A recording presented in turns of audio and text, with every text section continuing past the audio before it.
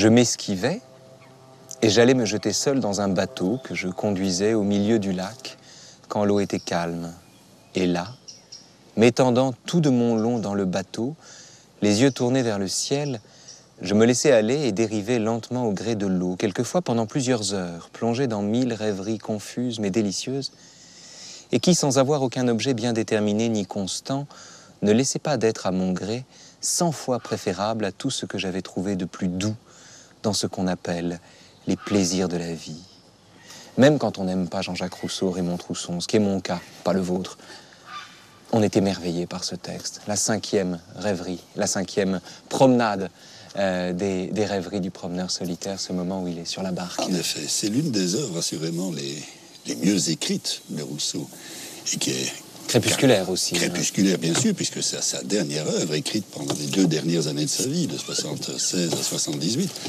Mais c'est aussi probablement l'œuvre où la musicalité du style, dans certaines des rêveries, en tout cas comme la 5e, bien sûr, atteint vraiment son maximum d'intensité et aussi d'accord avec le décor, l'environnement, avec la nature, avec le monde.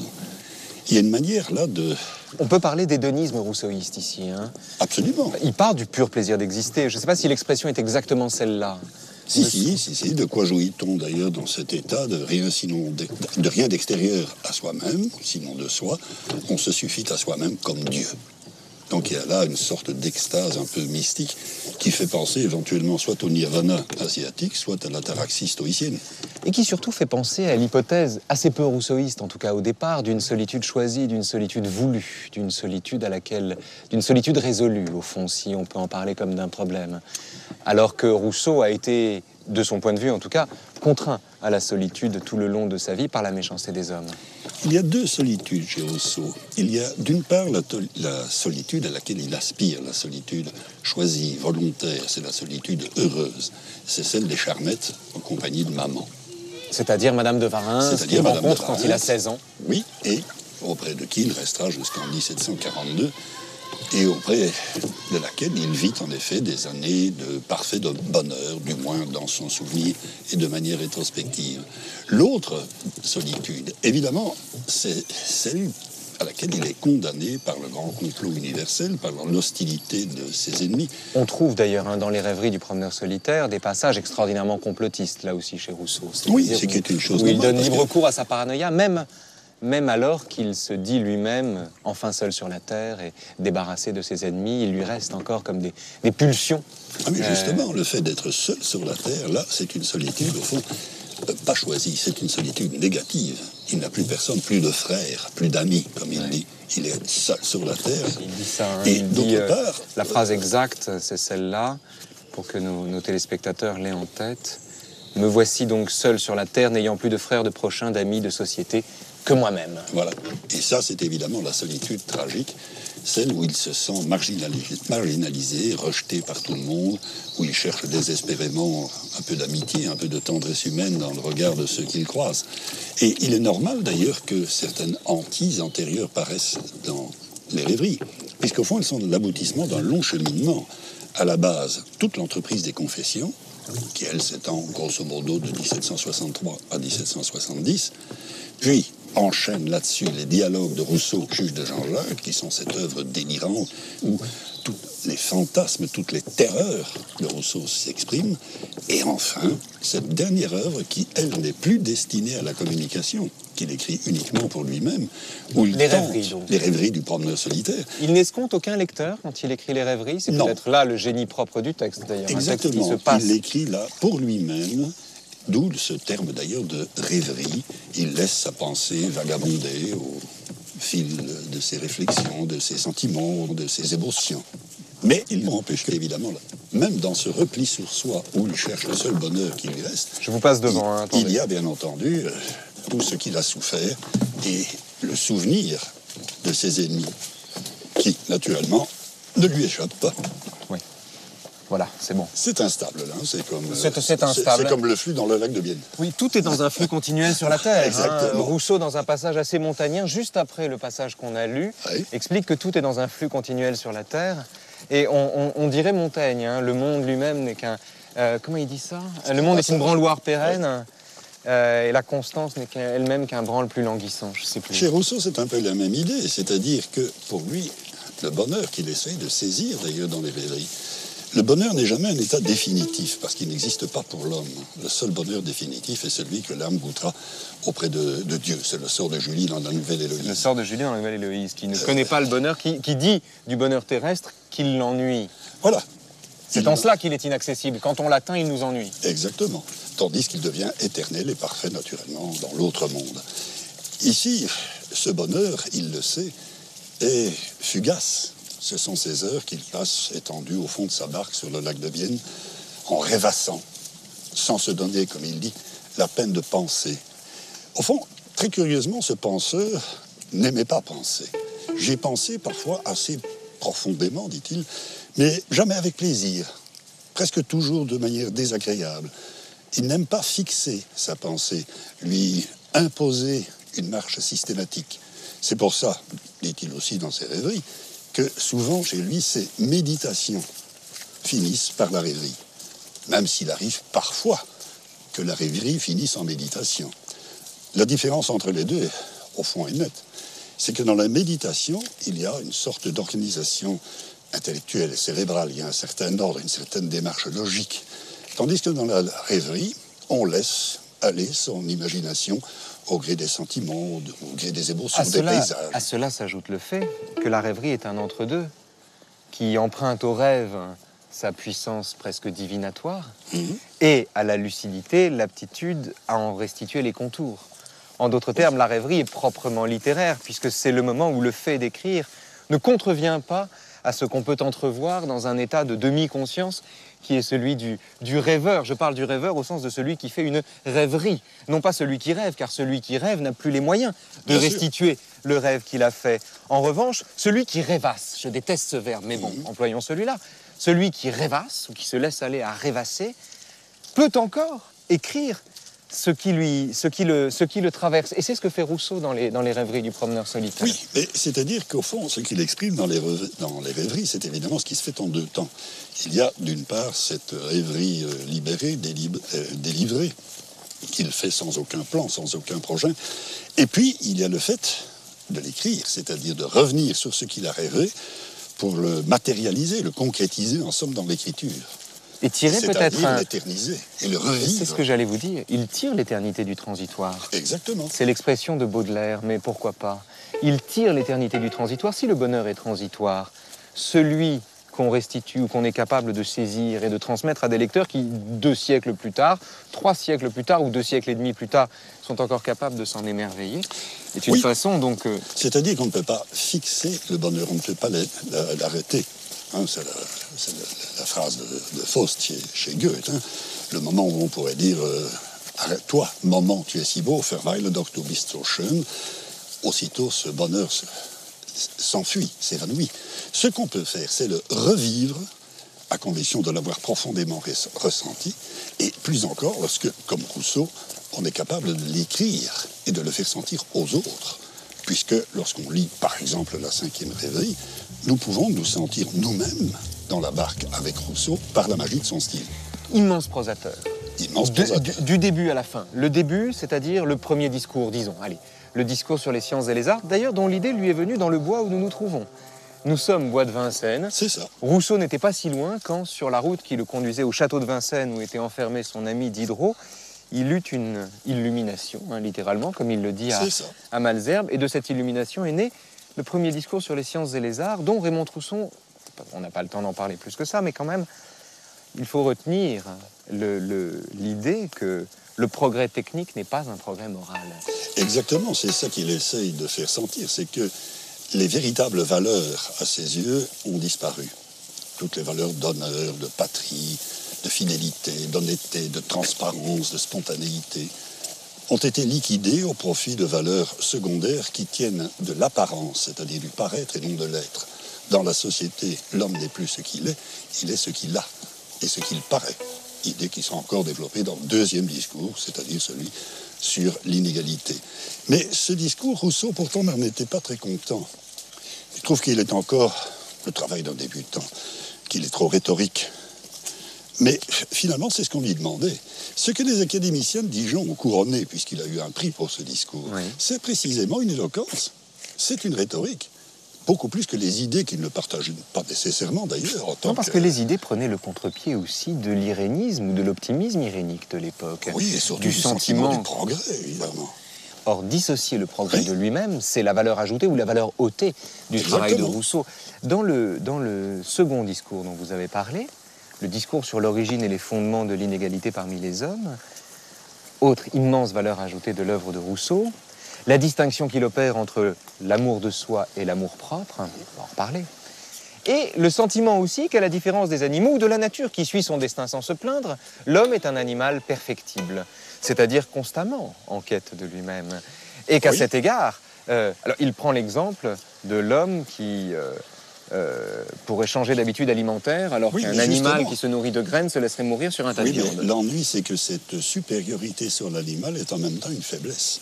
L'animal n'est conduit que par l'instinct, donc sa conduite ne change jamais. Il n'est pas perfectible. De sorte qu'il n'y a pas d'histoire des animaux. Il n'y a pas d'histoire des animaux. Le chien est toujours aujourd'hui ce qu'il était il y a 10 000 ans, et il ne changera jamais. Tandis que l'homme étant perfectible, il est capable d'adapter ses conduites aux nouvelles situations. Il dispose donc de la liberté. Il est par là même le seul sujet à devenir imbécile. Exactement. Et d'autre part, liberté veut aussi dire responsabilité. Par conséquent, il est capable de se tromper. Et c'est précisément ce qu'il fait dans le second discours. Il entre dans une forme erronée de la socialisation. La socialisation n'est donc pas radicalement condamnée par Rousseau, qui dit « L'homme, d'ailleurs, dit-il, est sociable, ou du moins fait pour le devenir ».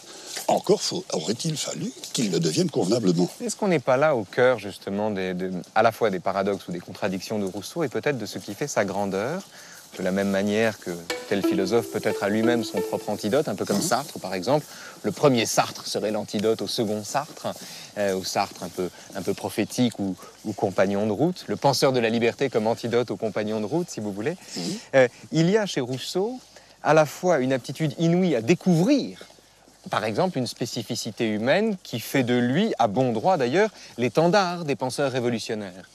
Mais ce qu'il découvre, il s'en désole, ce qui lui permet d'être brandi également par les contre-révolutionnaires, justement.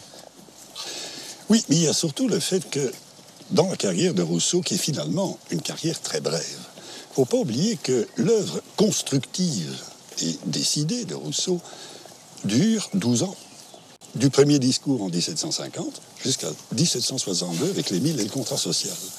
Au-delà de cela, il n'écrira plus que des œuvres soit de justification, comme les confessions ou les dialogues de Rousseau, juge de Jean-Jacques, ou des œuvres de commande ou de nécessité politique, comme les lettres écrites de la montagne, ou les projets de constitution pour la Corse et la Pologne. Son œuvre est donc limitée dans le temps, et ça se comprend. Il y a dans cette œuvre, en 12 ans, 2 étapes très visibles. L'une qui est de dénonciation. Ce sont les 2 premiers discours. Le monde va mal. Pourquoi va-t-il mal? Comment en est-il arrivé à aller mal? Et le premier sur le progrès, le second sur l'institutionnalisation de l'égalité par le droit. Voilà, exactement. C'est-à-dire de l'inégalité par le droit. De l'inégalité par le droit, ce qui est la société contemporaine. Au-delà de cela, qu'est-ce qu'il propose? 1. L'Émile, c'est-à-dire l'éducation négative, c'est-à-dire celle qui permet de sauvegarder dans l'enfant les qualités de l'homme naturel. C'est bien pourquoi, dit-il, Émile est un sauvage fait pour habiter les villes. Essentiellement, un autre paradoxe, l'amour de soi qui culmine en pitié, c'est-à-dire en sollicitude. Oui, et surtout, il y a cette idée, en effet, de préserver en chacun ce qui peut l'être. La deuxième étape, c'est le contrat social. Si une société juste pouvait ou devait exister, selon quels principes devrait-elle être construite?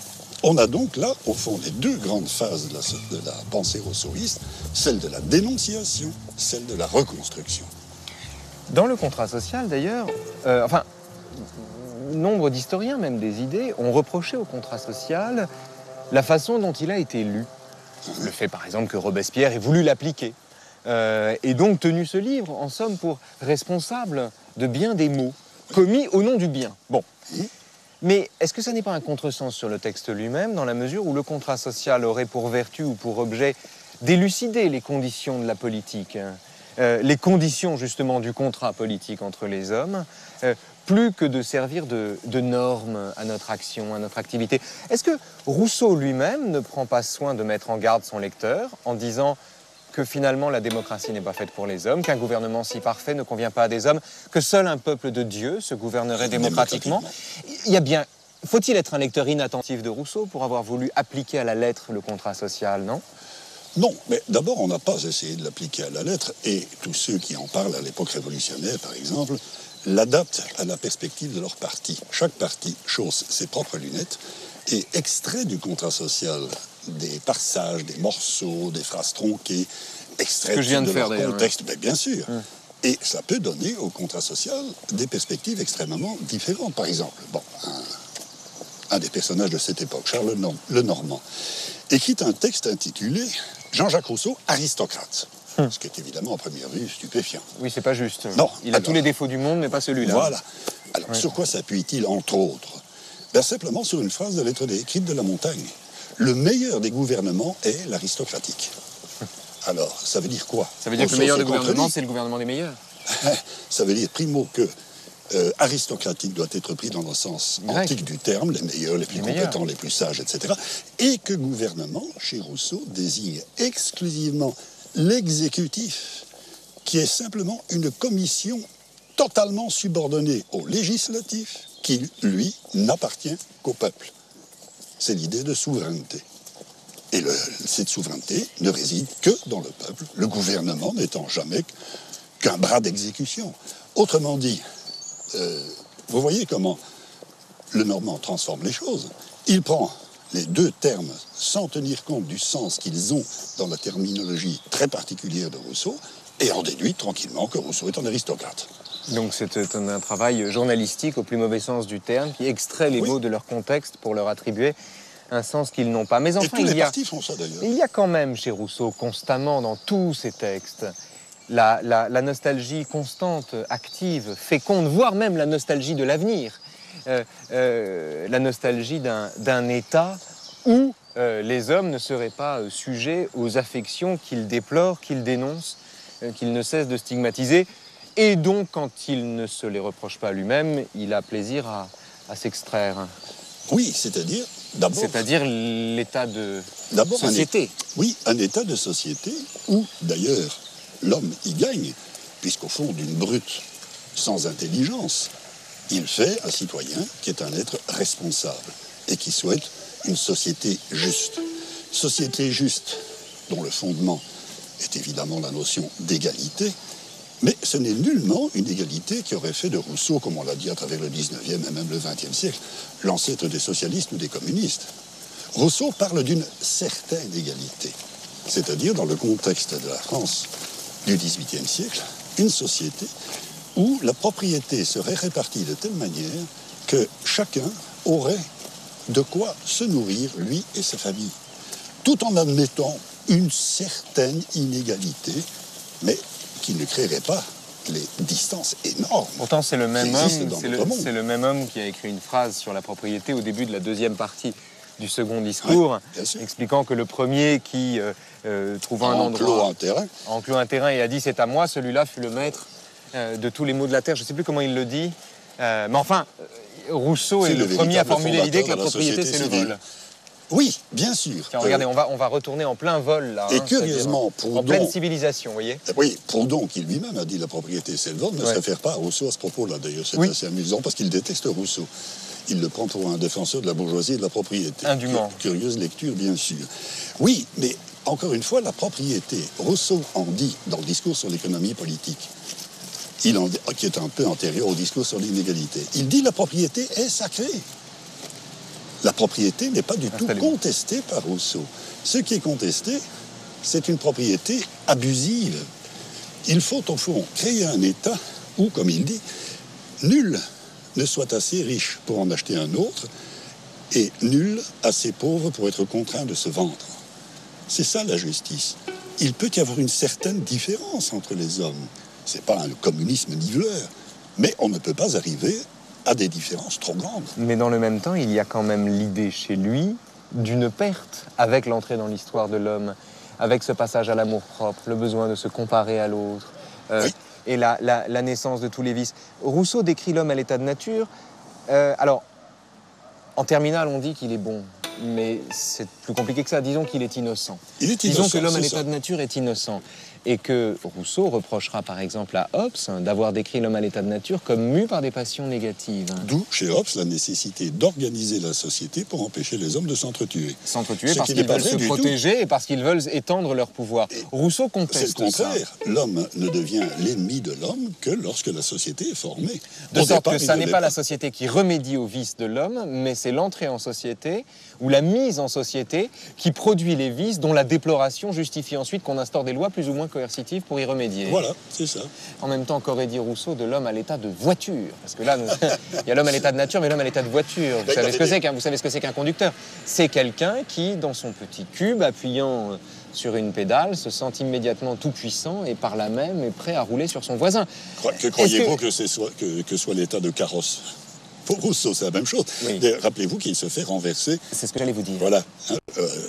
C'est assez curieux à rappeler, évidemment, mais enfin, bon, en 1776, alors qu'il revient d'une promenade à Ménilmontant, Rousseau n'a pas le temps de se garer en voyant arriver sur lui un grand chien danois lancé à toute allure et qui précède lui-même un carrosse, qui était le carrosse de Monsieur de Saint-Fargeau, qui venait lui-même au grand galop. Le chien le heurte violemment. Rousseau est renversé, assez sérieusement contusionné d'ailleurs. Bon, il n'y a rien de cassé, mais il est assez abîmé de la tête aux pieds. Et voilà, c'est l'état de carrosse. Et cet état de carrosse dont Rousseau déplore d'ailleurs déjà l'excès de son temps, trop de voitures et de gens qui ne tiennent aucun compte de ces pauvres prolétaires de piétons, c'est l'équivalent des grosses voitures de nos jours, bien entendu. Donc son état de voiture, ça existe déjà de son temps. Je vis fondre sur moi un gros chien danois qui, s'élançant à toutes jambes devant un carrosse, n'eut pas même le temps de retenir sa course ou de se détourner quand il m'aperçut. Je jugeai que le seul moyen que j'avais d'éviter d'être jeté par terre était de faire un grand saut, si juste que le chien passa sous moi tant que je serais en l'air. Cette idée, plus prompte que l'éclair, etc., et que je n'eus le temps ni de raisonner ni d'exécuter, fut la dernière avant mon accident. On imagine très bien la scène du type qui veut sauter au-dessus du chien et qui se fait renverser alors qu'il est en l'air, ce qui lui permet d'être renversé par un chien, ce qui est ridicule quand même. Oui, mais ça fera d'ailleurs beaucoup rire Voltaire, par exemple, qui trouvait amusant que Rousseau, le cynique, ait été renversé par un chien. Voltaire, lequel avait baptisé son propre chien Jean-Jacques. Il avait baptisé Jean-Jacques, effectivement. Est-ce que c'est en rapport à Rousseau? Oui, bien sûr. Il détestait Rousseau et cherchait à l'humilier de toutes les manières. Quant à Rousseau, après avoir vécu cet accident, on raconte en tout cas que le propriétaire, assez embarrassé tout de même, Rousseau était un homme extrêmement célèbre, avait fait demander de ses nouvelles et ce qu'il pouvait faire pour l'accidenter. Et Rousseau aurait répondu qu'il tienne désormais son chien à la tâche.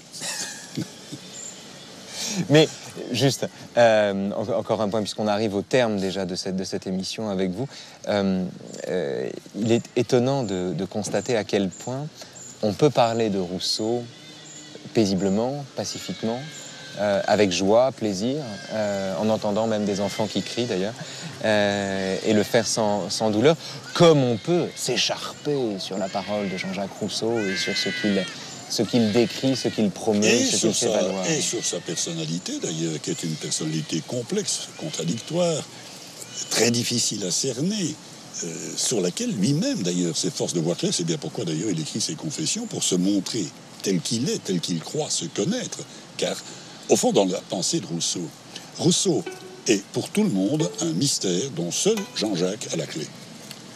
C'est optimiste, ça. Pas tellement, parce que finalement, c'est un homme qui se connaît admirablement bien. Il suffit de voir, par exemple, l'importance qu'il accorde, le tout premier, à l'enfance, à ses niaiseries, ses bêtises, comme on disait à l'époque. Mais s'il se connaissait si bien, Raymond Trousson, est-ce qu'il aurait une perception si héroïque de son propre destin? Mais peut-être... Il faut distinguer rapidement. Aussi, hein. Oui, très rapidement, il y a deux Rousseau. Il y a le Rousseau d'avant la réussite du premier discours, il y a le Rousseau qui vient après. À partir de cette réussite du second discours, où il découvre ou croit découvrir les véritables axes de sa pensée, c'est un homme qui va tenter désespérément d'accorder sa vie et sa conduite à ses idées. Il va donc essayer de devenir un dieu. C'est très difficile de devenir un dieu. En toute humilité. En toute humilité. Merci, Raymond. Merci à vous. Merci. Venez, on retourne à la nature? On retourne à la Allez, on nature. retourne à la nature.